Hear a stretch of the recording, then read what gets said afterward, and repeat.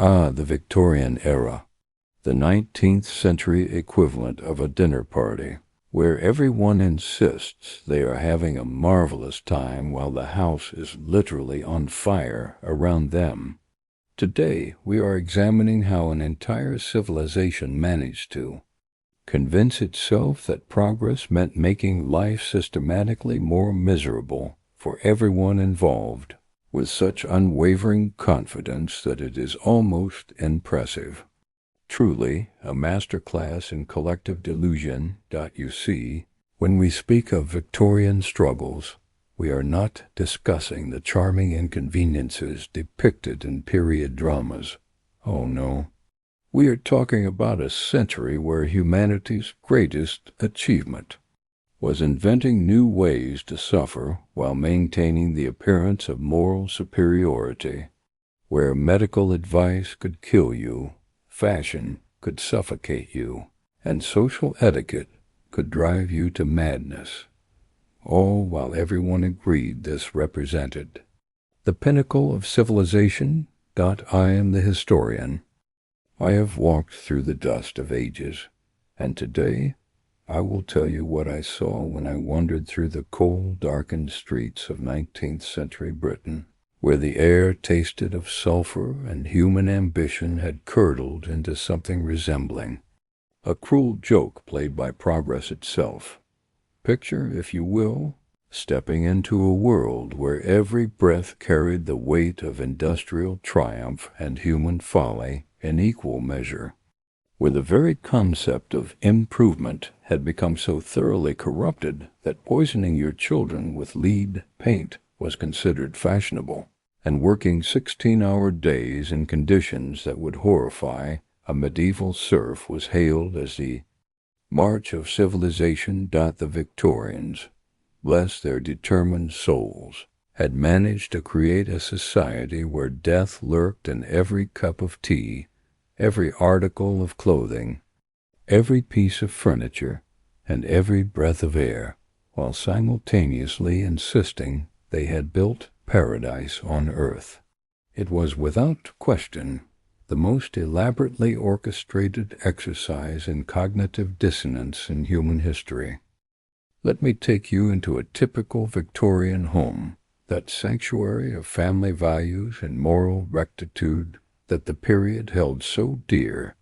You would think, stepping across the threshold, that you had entered a murder scene designed by someone with exquisite taste and an unhealthy obsession with floral patterns. The wallpaper, you see, was absolutely stunning. Rich greens and brilliant yellows that practically glowed in the gaslight.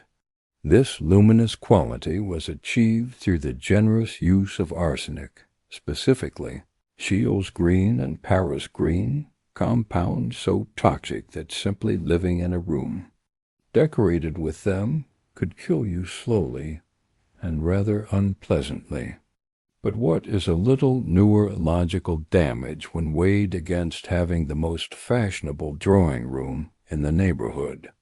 The Victorians had somehow managed to make their own homes more dangerous than medieval battlefields, and they did so with such aesthetic flair that one cannot help but admire the commitment. Children would literally lick the walls, as children do, and develop what doctors cheerfully diagnosed as domestic arsenic poisoning, a condition so common it had its own medical classification. The solution, naturally, was not to change the wallpaper but to teach children better manners. And if the walls did not get you, the furniture certainly would make an attempt. Victorian chairs and sofas were stuffed with whatever materials were cheapest and most readily available, often including old rags, horsehair, and what we would now recognize as industrial waste. The upholstery was treated with chemicals to prevent moths and other pests, chemicals that released toxic fumes every time someone sat down. Family gatherings were quite literally toxic events. The carpets presented their own delightful hazards. The rich, deep colors were achieved through dyes containing lead, mercury, and chromium compounds. Every step ground these toxins into fine particles that hung in the air. Victorian homes maintained a perpetual haze of metallic dust that gave everything a rather ethereal quality, the same ethereal quality one might observe in a 19th century lead mine. But perhaps most impressive was the Victorian approach to cleanliness. They had developed an entire industry around products designed to clean things that were simultaneously making them dirtier. Soap contained lye in concentrations that could strip flesh from bone. Cleaning powders were largely composed of silica and other abrasives that would scour surfaces while filling the air with particles that accumulated in the lungs. Like a slow-acting concrete mixer, the kitchen, that heart of domestic life, was essentially a chemistry laboratory staffed by people with no understanding of chemistry. Food was preserved with compounds that would be banned as industrial waste in any sensible era. Milk was whitened with chalk and lime. Bread was improved with alum and bone meal. Tea was enhanced with iron filings and copper sulfate, to achieve the proper color. Victorian housewives approached meal preparation with the dedication of medieval alchemists. If medieval alchemists had been trying to poison their entire families while maintaining appearances, every meal was a small gamble with death, served on plates painted with lead-based glazes that leached toxins into every bite. And the servants, those unfortunate souls who actually did the work of maintaining these domestic death traps, faced hazards that would make modern industrial safety inspectors weep. They handled caustic chemicals without protection, worked with gas fixtures that leaked constantly, and breathed air so thick with toxic particles that their life expectancy was measurably shorter than their employers. The Victorian era had managed to create a class system based not just on wealth, but on differential exposure to household toxins. The children's nursery deserves special mention as perhaps the most comprehensively dangerous room in human history. Victorian toy manufacturers had achieved a kind of malevolent artistry, creating playthings that combined maximum appeal with maximum lethality. Toy soldiers were cast in lead and painted with lead-based paints. Dolls' faces were crafted from materials containing arsenic and mercury. Children's books were printed with inks containing chromium and cadmium compounds. Even the very act of reading to one's children became an exercise in toxic exposure. The paper itself was bleached with chlorine compounds and treated with chemicals to prevent insects, chemicals that created a subtle but persistent poisonous atmosphere around every bedtime story. But what made all of this truly remarkable was not the toxicity itself. Many eras have been poisonous, but the absolute confidence with which the Victorians embraced these dangers as marks of civilization and progress. They had created homes that were systematically trying to kill them, and they did so while genuinely believing they were building the most advanced domestic spaces in human history. The Victorian home was not merely a dwelling, it was a monument to humanity's extraordinary capacity for confident self-destruction disguised as refinement. Every room was a testament to the principle that if something was beautiful, fashionable, and slowly lethal, it must represent the very pinnacle of human achievement. Now, if surviving one's own home was the first challenge of Victorian existence, the second was getting dressed each morning without accidentally committing suicide through clothing choices. Victorian fashion was less a system of personal adornment, and more an elaborate method of inflicting systematic physical and psychological torture while maintaining the appearance of respectability. Let us begin with the Victorian woman's daily ritual of getting dressed, a process so complex and dangerous that it required dedicated servants and approximately 2 hours to complete safely. The foundation of this magnificent edifice of suffering was the corset, a garment that represented humanity's finest achievement in the field of applied skeletal compression. The proper Victorian corset was not merely tight, it was a precision, instrument of anatomical reorganization.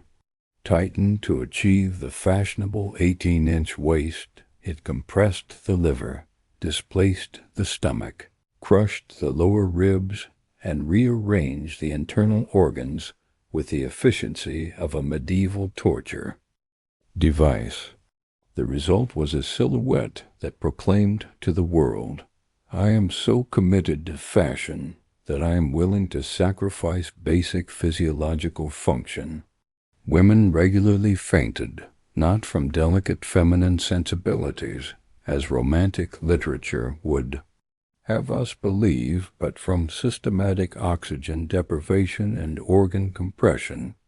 Victorian ladies were quite literally suffocating themselves as a form of social signaling. The era had managed to transform respiratory distress into a fashion statement, but the corset was merely the beginning. Over this foundation of compressed agony, Victorian women layered approximately 15 to 20 pounds of additional garments, each designed to impede movement in its own special way. The bustle, that architectural marvel strapped to one's posterior, transformed this simple act of sitting into a complex engineering problem. Women had to learn an entirely new method of locomotion, moving through the world like ships navigating through narrow canals. The skirts themselves were marvels of impracticality. Measuring up to 6 feet in diameter at their widest point, they made it impossible to pass through doorways without careful planning, turned stairways into obstacle courses, and transformed gusty days into potentially lethal events. Victorian women were essentially wearing portable buildings, and they had to navigate the world accordingly. But perhaps most remarkable was the Victorian approach to footwear. Women's boots were designed according to the principle that feet should be decorative rather than functional, constructed with heels that pitched the body forward at anatomically impossible angles, made from materials that provided no support, and sized according to the belief that smaller feet were more feminine regardless of the wearer's actual anatomy. Victorian women's shoes were basically small torture devices disguised as fashion accessories. The result was that Victorian women moved through the world as if they were navigating an obstacle course while wearing a straitjacket. Walking was difficult, sitting required engineering, and running was essentially impossible. The era had managed to design clothing that transformed basic human mobility into a constant struggle against one's own wardrobe. Victorian men, not to be outdone in the field of sartorial self-harm, had developed their own elaborate system of clothing-based suffering. The Victorian gentleman's collar was a marvel of applied discomfort, starched to the consistency of cardboard and designed to prevent any natural movement of the head or neck. Men spent their days trapped inside their own clothing, able to look straight ahead with dignity, but incapable of glancing to either side without rotating their entire bodies like mechanical dolls. The Victorian man's suit was a study in systematic constriction. Every element was designed to maintain perfect posture through the simple expedient of making any other posture physically impossible. The jacket was cut to prevent arm movement, the trousers were tailored to discourage bending, and the vest was fitted to ensure that deep breathing became a challenge. Victorian gentlemen moved through the world like well-dressed mannequins, animated by sheer force of will, but the true genius of Victorian fashion lay not in individual garments, but in the social system that surrounded them. The era had managed to create a society where one's moral worth was directly correlated with one's willingness to suffer for appearances. Comfort was suspect, ease of movement suggested moral laxity, and any concession to physical well-being was interpreted as a character flaw. The Victorians had transformed getting dressed into a daily demonstration of one's commitment to civilization. Over barbarism, refinement over comfort, and social propriety over basic human physiology. Every morning, millions of people voluntarily encased themselves in elaborate systems of restriction and discomfort, and they did so while genuinely believing this represented the highest form of human development. Victorian fashion was not clothing. In any sensible understanding of the term, it was wearable philosophy, a daily argument made through fabric and wire and whalebone that true civilization required the systematic subjugation of the human body to the demands of social expectation. Children, naturally, were not exempt from this grand exercise in fashionable suffering. Victorian children's clothing was essentially adult fashion, scaled down and made even more restrictive, because if adults needed to demonstrate their civilization through sartorial discomfort, children needed to learn these lessons early and thoroughly. Little girls were strapped into miniature corsets and taught to move like tiny ladies, their childhood compressed along with their rib cages. Little boys were dressed in elaborate suits that transformed play into an exercise in textile preservation. Childhood itself had become subject to fashion's demands. The Victorian era had managed to create a civilization where every member, regardless of age or station, participated in a daily ritual of voluntary physical constraint. Getting dressed was not preparation for the day's activities.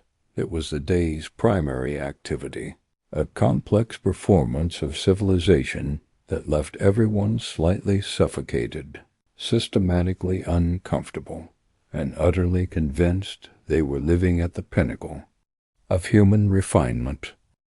If Victorian homes were trying to poison their inhabitants and Victorian clothing was attempting to suffocate them, Victorian medicine stepped in to finish the job with scientific precision.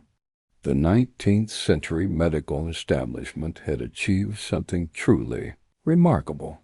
They had made healing more dangerous than disease, and they had done so with such confidence and systematic thoroughness that one cannot help but admire the sheer audacity of it all. The Victorian physician was a figure of tremendous authority and unshakable conviction, armed with treatments that were essentially elaborate methods of human experimentation disguised as medical care. They approached the human body like a complicated machine that needed regular doses of poison to function properly, and they prescribed these poisons with the serene confidence of people who had never met a symptom they could not make worse. Consider, for instance, the Victorian approach to pain management. When faced with a patient suffering from any form of discomfort, the medical establishment's first instinct was to prescribe laudanum liquid opium, mixed with alcohol and marketed as a cure-all for everything from headaches to hysteria. Victorian. Society was perpetually half-sedated, stumbling through their daily routines in a haze of legally prescribed narcotics, while their doctors nodded approvingly at this evidence of medical progress. Laudanum was dispensed with the casual generosity of people handing out candy. Mothers gave it to crying infants, workers took it for job-related injuries, and fashionable ladies consumed it for the vapors. The Victorian era had managed to create the first society in human history where drug addiction was considered a mark of proper medical care. But laudanum was merely the beginning of Victorian medicine's pharmaceutical adventures. Mercury was prescribed for virtually everything: syphilis, depression, constipation, and general malaise. The treatment was considered successful when patients began to salivate uncontrollably, and their teeth started falling out, symptoms that Victorian doctors interpreted as evidence that the medicine was working. The era had developed a medical system where proof of effectiveness was measured by how dramatically the treatment poisoned the patient. Victorian dentistry deserves special recognition as perhaps the most comprehensive system of oral torture ever devised by human ingenuity. Anesthesia was viewed with suspicion.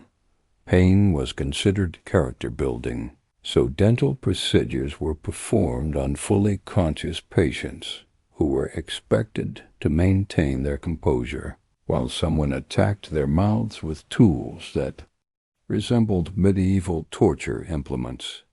Victorian dentists approached tooth extraction with the confidence of people who believed that sufficient force could solve any medical problem. They used pliers designed for carpentry, applied leverage that would make modern practitioners weep, and considered the procedure successful if the patient remained conscious throughout. The era had managed to transform dental care into a test of moral fortitude, and when Victorian dentists did attempt to replace extracted teeth, they did so with materials that would horrify modern medical ethicists.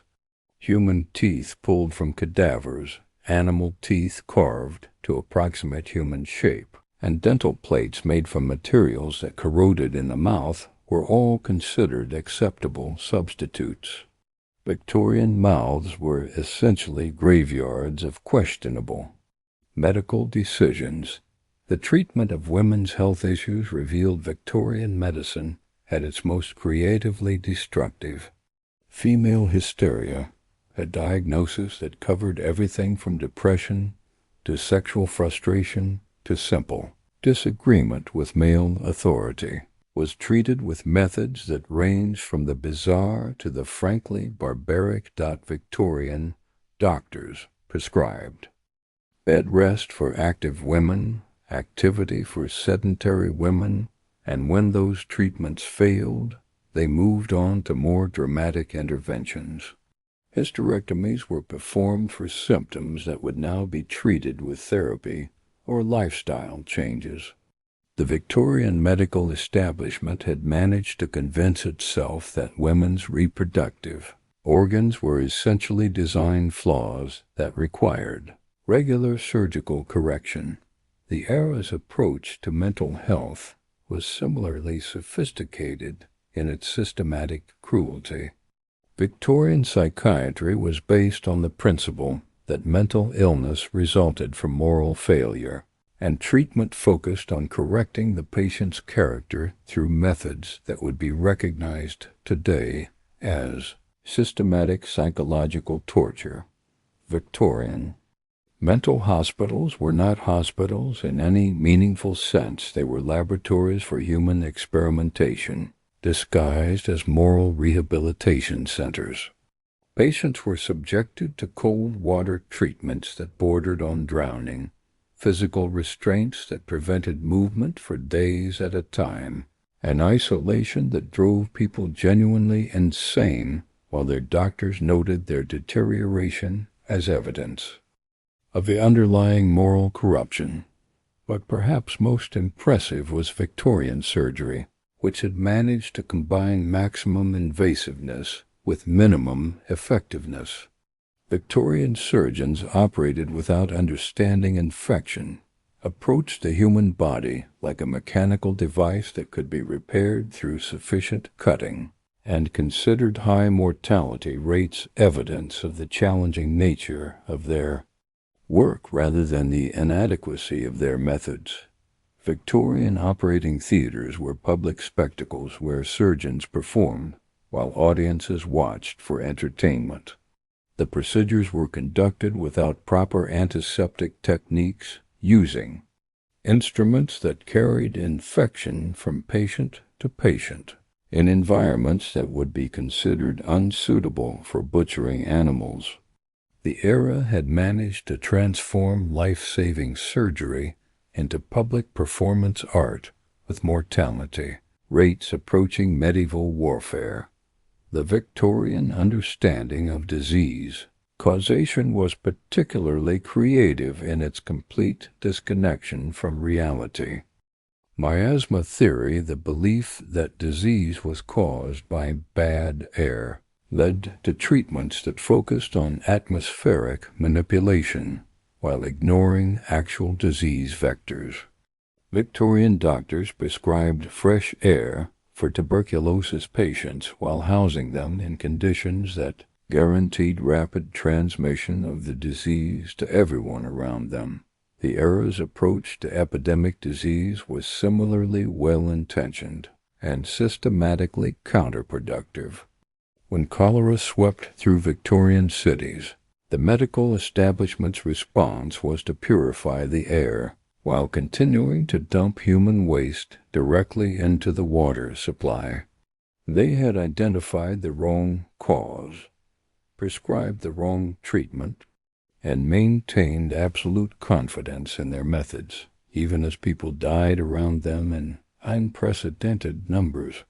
Victorian medicine had achieved something truly remarkable.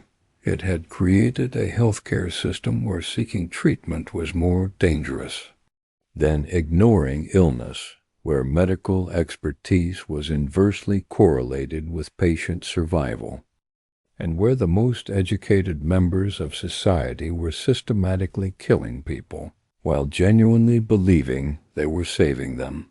The era had transformed the ancient art of healing into a form of inadvertent homicide practiced with scientific precision and unshakable moral authority. It was without question the most elaborately developed system of medical malpractice in human history, and everyone involved was absolutely convinced they were advancing the cause of human knowledge. If Victorian domestic life was poisonous, fashion was suffocating, and medicine was lethal, Victorian urban existence brought all these elements together in a grand symphony of systematic, environmental destruction that somehow convinced everyone involved they were living in the most advanced civilization in human history. Victorian cities were essentially vast experiments in discovering how many people could be crammed into the smallest possible space while exposing them to the maximum possible number of health hazards. The results were both impressive and horrifying, impressive in their thoroughness, horrifying in their human cost. London, the crown jewel of Victorian urban development, was a masterpiece of organized environmental catastrophe. The air was so thick with coal smoke that midday resembled twilight. The Thames had been transformed into an open sewer that could be smelled from miles away, and the streets were carpeted with a layer of horse manure that created its own ecosystem of flies, rats, and disease-carrying insects. The Victorian approach to city planning was beautifully straightforward. Take every possible source of pollution, concentrating it in the smallest possible area, add as many people as the space could, physically contain, and then express surprise when disease spreads with the efficiency of wildfire. The era had managed to create urban environments that functioned like enormous petri dishes, designed to cultivate every known form of human pathogen. Victorian factory work deserves recognition as perhaps the most comprehensively dangerous occupation ever devised by human ingenuity. Factory owners had managed to create working conditions that combined all the hazards of medieval mining with the added benefits of industrial machinery, designed by people who had never heard of safety protocols. Victorian textile mills were monuments to creative workplace hazards. The air was thick with cotton fibers that accumulated in workers' lungs like slow-acting concrete. The machinery operated without guards or safety devices of any kind, and the buildings were constructed from materials that guaranteed any fire would spread with devastating speed. Workers spent 14-hour days in conditions that would challenge the survival instincts of people specifically trained for hazardous environments. Child labor in Victorian factories was not merely exploitation. It was systematic human sacrifice disguised as economic opportunity. Children as young as 5 worked in conditions that would horrify modern prison wardens, operating machinery that regularly removed fingers, breathing air that permanently damaged developing lungs, and doing so while everyone involved convinced themselves this represented progress and opportunity. The Victorian era had managed to create an economic system where children went to work instead of school, learned industrial skills instead of literacy, and died of occupational diseases before they could reproduce, and society celebrated this as evidence of expanding economic opportunity. It was social Darwinism applied with breathtaking lateralness. Victorian mining was particularly creative in its approach to worker safety. Mine owners had discovered that the most effective way to extract coal was to dig holes in the ground, without any consideration for structural stability, ventilation, or worker survival.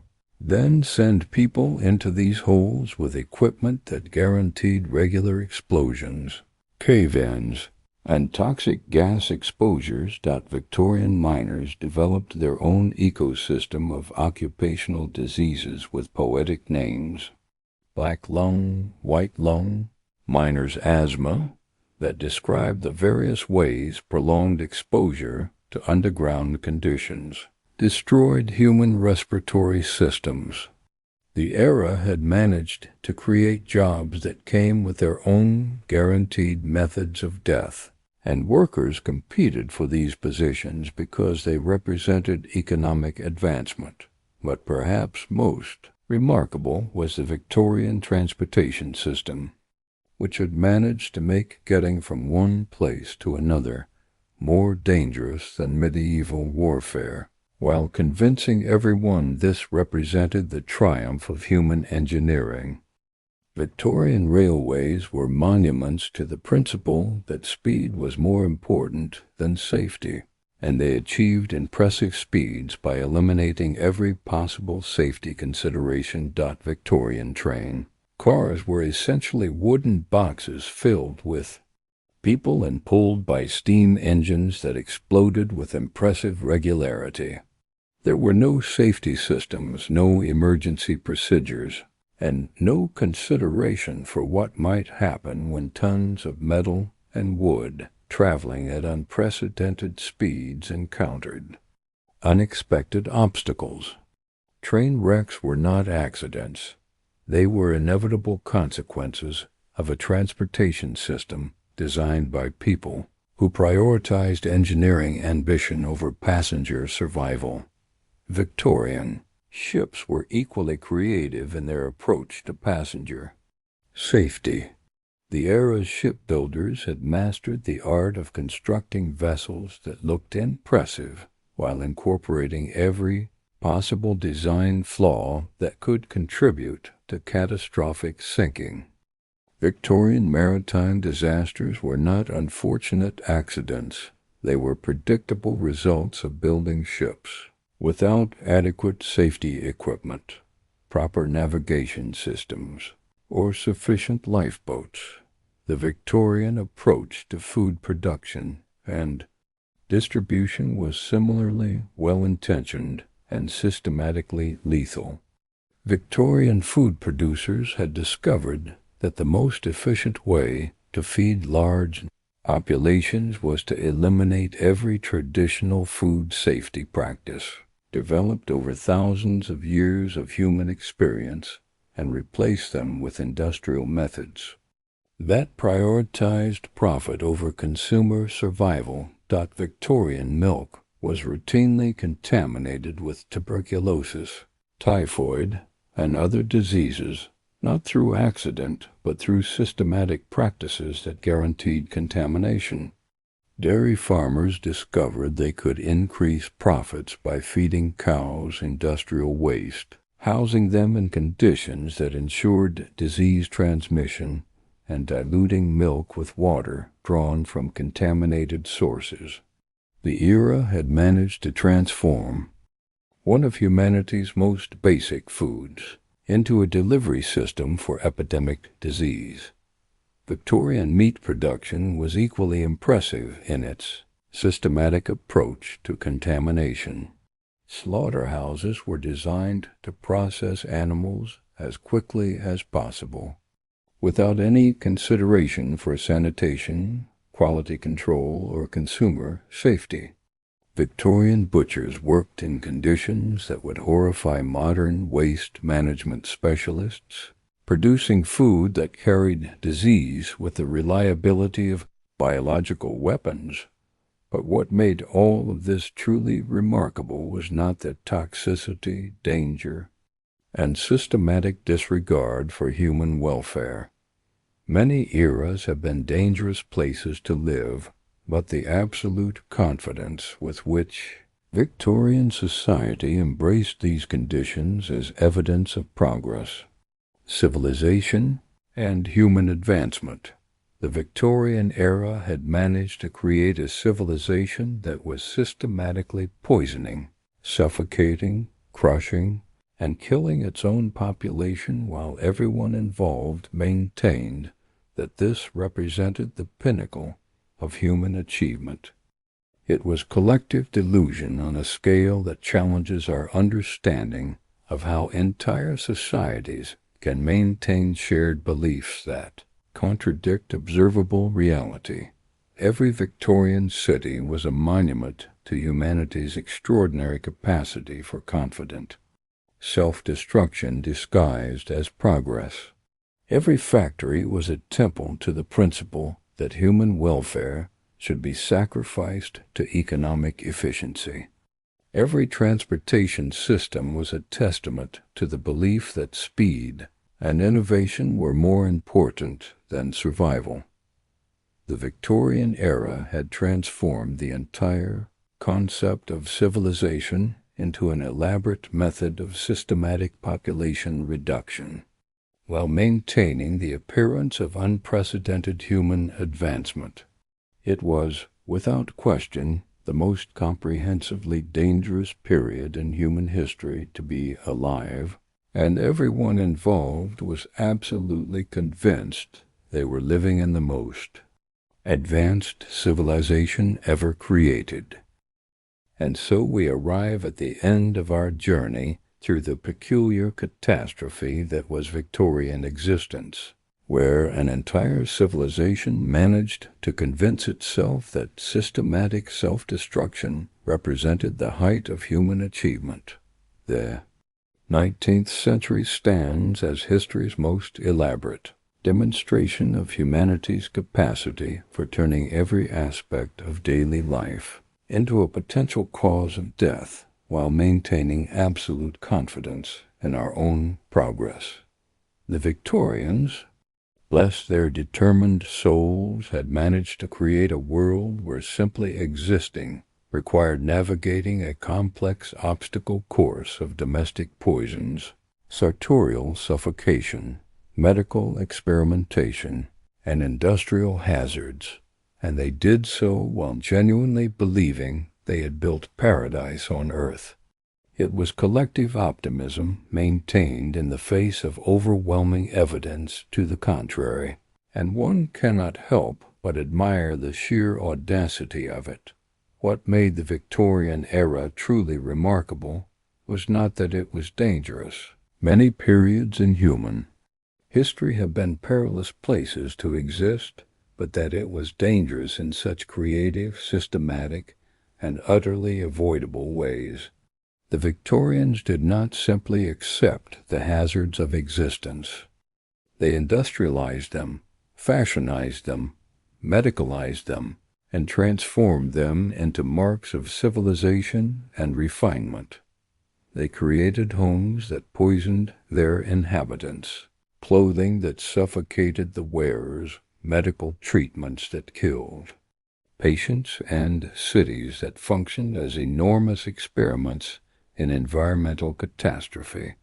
And they did all of this while maintaining that they were living at the pinnacle of human development, the most advanced civilization in history, the triumph of human reason over the chaos of nature. The Victorian era reminds us that progress is not always progressive, that advancement can lead in surprising directions, and that entire societies can maintain shared delusions with impressive consistency.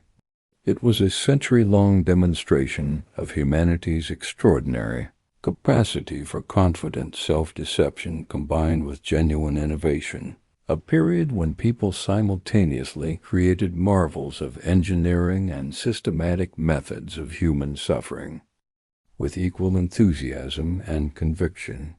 But perhaps most importantly, the Victorian era teaches us that human beings are remarkably adaptable creatures. Faced with conditions that would challenge the survival instincts of people specifically trained for hazardous environments, the Victorians not only survived but convinced themselves they were thriving. They adapted to poison, suffocation, medical, torture, and industrial hazards with such grace that they transformed these challenges into social expectations. The Victorian century was not simply the worst time to be Victorian. It was a comprehensive experiment in discovering just how much systematic suffering human beings could endure while maintaining their faith in progress, civilization, and the fundamental rightness of their social arrangements. The results were both inspiring and terrifying in their implications for human adaptability and self-deception. Looking back from our current vantage point, we can see the Victorian era as both a cautionary tale and a source of genuine admiration. Cautionary because it reminds us how easily entire civilizations can mistake systematic dysfunction for advancement. Admirable because it demonstrates the extraordinary resilience of human beings faced with conditions that should have been insurmountable.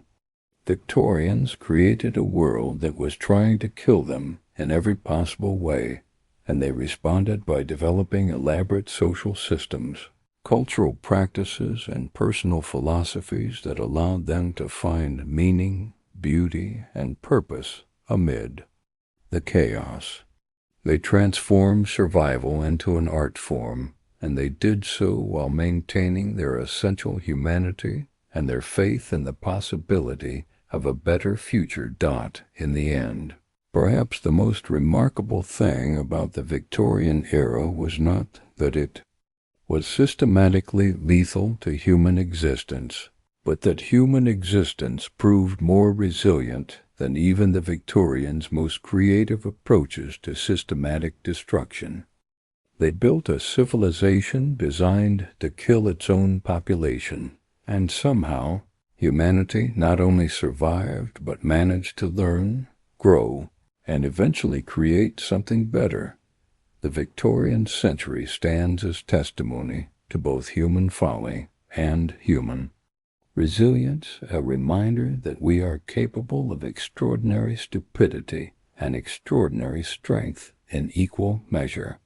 It was the worst century to be Victorian precisely because being Victorian required adapting to conditions that challenged every reasonable expectation of what civilization should provide its citizens, and the Victorians rose to that challenge. With grace, determination, and an unshakable faith in human progress that was both deeply misguided and genuinely inspiring, I am the historian. I have seen much, and I will see more. Perhaps one day, when you find yourself complaining about the minor inconveniences of modern existence, you might remember the Victorians and their magnificent, systematic, utterly confident approach to turning daily life into an elaborate dance with death. It will provide perspective, if nothing else.